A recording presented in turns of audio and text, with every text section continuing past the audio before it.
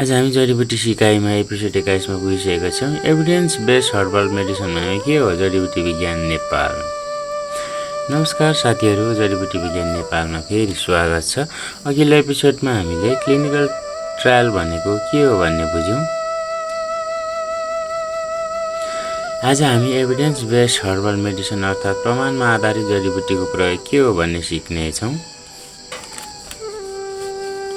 Evidence based herbal medicine भन्नाले कुनै जडीबुटीबारे निर्णय गर्दा वैज्ञानिक प्रमाण, स्वास्थ्य विशेषज्ञको अनुभव र व्यक्तिको अवस्थालाई सँगै विचार गर्नु हो।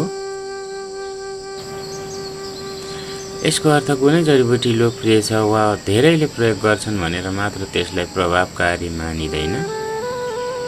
वैज्ञानिकहरूले विभिन्न अनुसन्धान, क्लिनिकल ट्रायल र गुणस्तरीय समीक्षा अध्ययनहरूको आधारमा उपलब्ध प्रमाणको मूल्याङ्कन गर्छन्।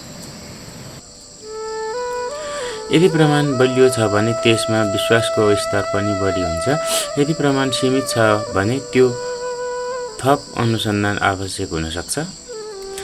याद राख्नुहोस्, दाबी भन्दा ठुलो प्रमाण हुन्छ। हाम्रो च्यानलको उद्देश्य कुनै चमत्कारी उपचारको प्रचार गर्नु होइन, विश्वसनीय र प्रमाणमा आधारित जानकारी दिनु हो। अर्को एपिसोडमा हामी सिक्नेछौँ अब हामी वास्तविक जडीबुटीको वैज्ञानिक अध्ययन कसरी सुरु गर्ने। धन्यवाद। फेरि भेटौँला अर्को पाठमा।